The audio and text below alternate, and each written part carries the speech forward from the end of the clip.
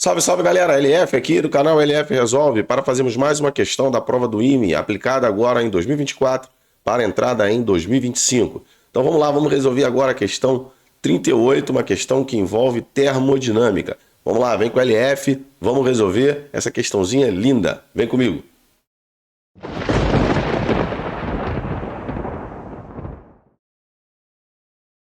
Salve galera, vamos lá, vamos resolver essa questãozinha, a questão 38, que envolve termodinâmica, cálculo de ΔH, cálculo de ΔS, ΔG. Vamos lá, vamos trabalhar um pouquinho essa questão aqui com o LF. Vem, vamos nessa. Então vamos fazer a leitura da questão. Ele diz assim, ó, na questão ele coloca aqui, ó, vou botar a questão aqui. O óxido de ferro 2 pode ser reduzido a ferro, tanto por carbono como por monóxido de carbono, de acordo com o mostrado nas equações 1 e 2. Então ele diz os valores de entalpia das equações, os valores de entalpia de formação e entropia, né? A gente chama de ΔS, o S, e a variação de entropia ΔS, das substâncias envolvidas em ambas reações são apresentadas na tabela. Considere um meio reacional fechado, onde ocorrem as duas reações e que os valores acima permanecem constantes na faixa de 298 a 650. Bom, Kelvin. Galera, para quem não lembra, entropia é o grau de desordem de um sistema. ΔH mede o quê? O calor. Essas duas propriedades, né, essas duas variáveis de estado, elas vão dar uma noção se a reação ela é ou não espontânea a partir do ΔG, que é a energia, né, que é a variação de energia de Gibbs. Então, o ΔG ele é calculado como ΔH menos T∆S. Lembrando que o ΔH ele tem uma magnitude superior ao ΔS, geralmente o ΔH é em kJ e o ΔS é medido em joule, tá? São valores maiores, se vocês olharem aqui na tabela, ó, joule e kJ. Logo, o ΔH ele tem uma forte influência para a espontaneidade da reação. Uma vez que o ΔG menor que zero, nós temos reações espontâneas. Então, primeiro só estamos fazendo uma análise aqui. O ΔG, quando maior do que zero, a reação não é espontânea. E quando o ΔG é igual a zero, a reação está em equilíbrio químico. Beleza? Bom, a gente pode também relacionar ΔG com a variação da diferença de potencial. É menos NF ΔE, medido na condição padrão. Então, N é o número de elétrons envolvidos no processo de oxidação, F é a constante de Faraday, logo, o sinal do ΔG vai depender apenas do sinal do ΔE, diferentemente dessa equação que é mais termodinâmica, né? Que envolve mais as variáveis termodinâmicas, como ΔH e ΔS. A gente pode ter o ΔH negativo, há um grande indício de que a nossa reação ela seja espontânea. O ΔH positivo, há um grande indício que ela não seja espontânea. Não significa que ela não vai ser espontânea no ΔH positivo e que sempre vai ser espontânea no ΔH negativo, porque ainda tem o fator entrópico, que é esse fator T∆S. Lembrando que T é a temperatura sempre em Kelvin. Tudo bem, galera? Então, essa relação aqui já caiu na prova do IME, tá? O LF já resolveu essa questãozinha da prova do IME do ano passado, caiu uma questãozinha envolvendo ΔG e ΔE. Então, quando a gente tem uma reação de oxidação com ΔE maior que zero, ela é espontânea porque o ΔG vai ser negativo. E quando ela tiver um ΔE menor que zero, ou seja, negativo, o ΔG é positivo e a reação não é espontânea. E quando o ΔE é zero, ela está em equilíbrio, beleza? Então, vamos lá, vamos partir para o que ele pede para a gente. Ele pede para você marcar a única alternativa correta. Mas o que nós vamos fazer? Nós vamos fazer todas as alternativas. Mesmo que nós encontramos a alternativa verdadeira antes de chegar até a letra E. Nós vamos fazer todas, tá bom? Então, vamos lá. Vamos pegar aqui a alternativa A. Ele diz assim, ó, a reação 1 é exotérmica e a reação 2 é endotérmica. Para sabermos isso, nós temos que calcular o ΔH. E a gente tem três formas de calcularmos o ΔH. A primeira forma é se for dado o ΔH de formação, que é o que nós temos aqui na questão. A gente pode calcular a partir da lei de Hess, quando ele dá equações com ΔHs conhecidos, e a gente trabalha essas equações de tal maneira que ao somarmos elas, a gente vai ter a soma delas, ela vai nos dar a equação que a gente quer calcular o ΔH, a gente soma os ΔHs e a gente talvez precise fazer algumas transformações. E aí lembrando que se eu mudar, né, a posição de produto reagente, o ΔH inverte sinal. Se eu tiver que multiplicar a equação por algum fator, eu multiplico também o ΔH, enfim. Não vem ao caso aqui da questão, mas é uma maneira de calcularmos o ΔH. E a outra maneira é a partir da energia de ligação. A energia de ligação, quando a gente tem reagentes, as energias são sempre positivas, porque há uma quebra da ligação, processo endotérmico. E as ligações são formadas quando os produtos são gerados. E aí nós temos todas as ligações negativas. A gente faz um balanço entre uma e outra e vê quem envolveu mais energia vai nos fornecer o sinal do ΔH e o valor do ΔH. Mas a gente está com um caso mais simples, que é quando ele dá o ΔH de formação das espécies envolvidas no problema. E ele já quebrou nosso galho dizendo que o ferro e o carbono é igual a zero. Isso a gente precisa saber, uma vez que são substâncias simples no seu estado físico e alotrópico mais estável nas condições apresentadas. Então, como é que a gente calcula o ΔH? Então, o ΔH da reação 1 vai ser o quê? O somatório do ΔH de formação dos produtos menos o somatório do ΔH de formação dos reagentes. Beleza? A primeira coisa que você tem que fazer é conferir. A equação está equilibrada? Está equilibrada. Beleza. As duas estão equilibradas. Então, a gente vai aplicar aqui a fórmula direta. Porque se tivesse algum coeficiente estequiométrico diferente de 1, eu tenho que levar em consideração aqui na hora de colocar os valores de ΔH. Então, eu vou lá para a equação 1. Então, eu tenho aqui como os produtos o ferro é meu produto da reação 1, e o monóxido de carbono é meu produto. Então, vai ser 0, só que menos 110,5, menos, vou colocar aqui ó, um colchetezinho, tá? E aí eu vou colocar o valor do próximo ΔH, que é o ΔH do óxido de ferro, que é menos 271,9, mais menos o ΔH de quem? Do carbono, que é 0. Então, eu vou deixar só assim, ó. Perfeito? Então, quando eu acho aqui, calculo o ΔH1, esse ΔH1 ele vai ser positivo. Isso já mata a minha questão como falsa, né? A minha opção como falsa, porque ele diz que a reação é exotérmica. Na verdade, ela vai dar positiva, porque o sinal troca aqui e vai dar mais 161,4 kJ para cada mol de substância. E a gente pode aqui relacionar qualquer uma, porque todos estão por 1 mol. Bom, a questão já é falsa, a letra A já é falsa, mas vamos continuar aqui e vamos calcular o ΔH2. O ΔH2 também vai ser o somatório do ΔH de formação dos produtos menos o somatório do ΔH de formação dos reagentes. Então vamos lá, quem são os produtos aqui? O ferro, que é 0, o CO2. O CO2 vai ser 213, desculpe aqui, menos 393. 213 é a entropia. Então vai ser menos 393,5 com menos, e aí a gente tem como reagente, nós temos o FeO e o CO.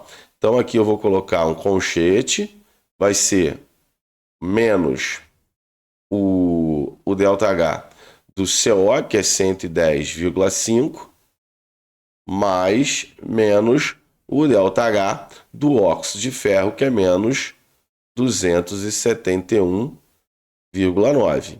Então, quando eu faço isso aqui, ó, nós temos agora um ΔH2, aí sim negativo, igual a 11,1 kJ por mol. Logo, a primeira equação ela é endotérmica e a segunda equação é exotérmica. Beleza? Lembra que o LF falou, quando o ΔH é positivo, há uma grande chance da equação não ser espontânea. Beleza? Mas quando ele é negativo, há uma grande chance dela ser espontânea. Mas temos que conferir, tá? Vamos conferir, porque existe o fator entrópico, que é o TΔS, que pode ser encarado aí como um fator que pode mudar a história, beleza? Porém, a magnitude maior é de quem? Do ΔH. Show de bola? Então, vamos lá. Vamos para o item B. No item B ele diz assim, ó, a temperatura aproximada de 627 Kelvin, a reação 2 atinge o equilíbrio dinâmico. Bom, para a gente fazer, né, para a gente chegar a essa conclusão, a gente precisa chegar à conclusão de que o ΔG vai ser igual a zero, tá? No equilíbrio dinâmico. Logo, aquela equaçãozinha que eu coloquei lá no início, que ΔG é igual a ΔH menos T ΔS, isso aqui vai ser igual a zero, porque está no equilíbrio. Logo, a temperatura do equilíbrio será dada pela seguinte razão, ΔH sobre ΔS. Então, ele diz a reação 2. A gente já achou o ΔH da reação 2. O ΔH da reação 2, a gente achou lá na folha de trás, ó, é menos 11,1 kJ por mol.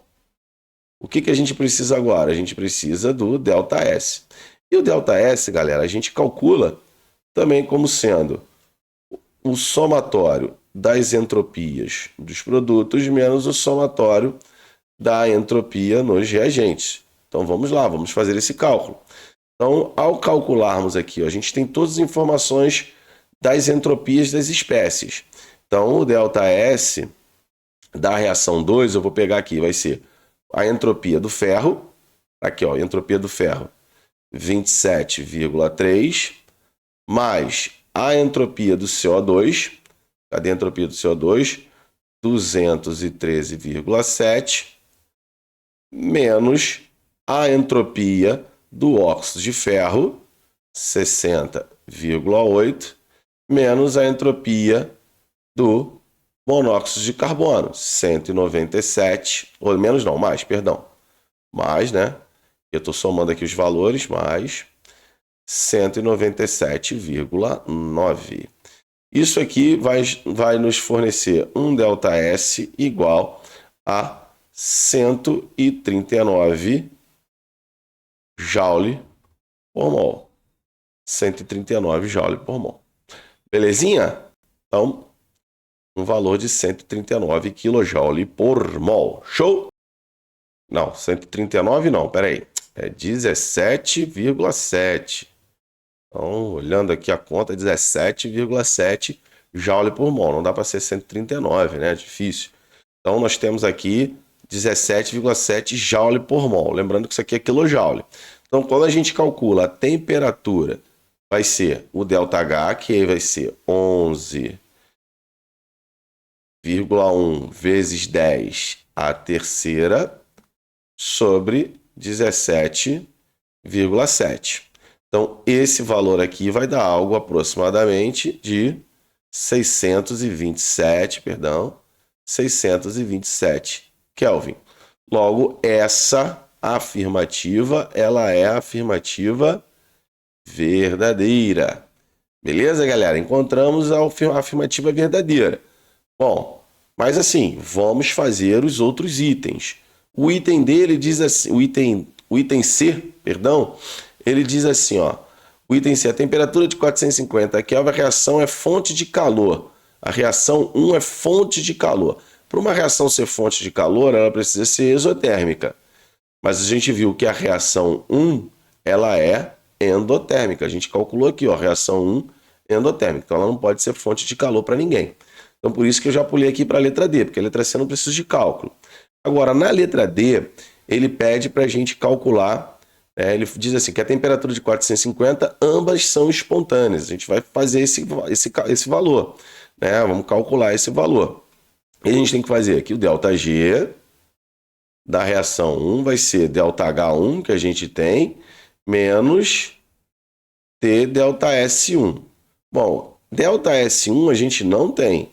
Como é que a gente vai fazer? Somatório da entropia dos produtos menos somatório da entropia dos reagentes. Vamos escrever aqui, ó, menos o somatório da entropia dos reagentes. Bom, essa entropia aqui, vai ela 139 joule por mol, tá, gente? Eu já fiz o cálculo aqui para vocês. Então, para a gente não perder muito tempo. E a gente vai precisar também do ΔG2. O ΔG2 vai ser ΔH2, que nós temos, menos TΔS2. Então, quando eu aplico os valores que nós temos aqui conhecidos, o ΔG1 vai ser mais 89.550. Como ele é positivo, essa reação não é espontânea na temperatura de 450 Kelvin, tá? Então, se a gente for tentando aumentar a temperatura mais e mais aqui, pode ser que em algum momento o fator entrópico ultrapasse o fator entálpico. Então, e o ΔG2? O ΔG2 vai ser o ΔH2 que a gente calculou, menos T ΔS2 que a gente calculou. E o T é 450 Kelvin. Quando a gente substitui esses valores, a gente obtém lá o 1135, né, de joules por mol, e indicando que essa reação, sim, ela é espontânea, porque o ΔG é menor do que zero, esse aqui é maior que zero. Então, como eu falei, você tem que ter cuidado, mas há uma tendência, quando o ΔH é positivo, em temperaturas menores, essa reação ela não ser espontânea, se o ΔH for positivo. Se ele for negativo, há uma tendência maior em ser espontânea em temperaturas menores. Aí depois a gente tem que ver qual a temperatura aquilo ali vai poder começar, né, a se tornar espontânea. Show de bola? Bom, então essa afirmativa aqui, obviamente, ela é falsa. Mais falsa que uma nota de R$3. Bom, na questão, ainda na letra E, a gente diz assim, a reação apresenta diminuição de entropia. Galera, entropia mede o quê? Desordem. Desordem. Bom, a gente não precisa fazer cálculo nenhum aqui nessa equação. Por quê? Porque aqui nós temos dois sólidos formando um sólido e um gás. Então, o gás, ele provoca aumento de entropia.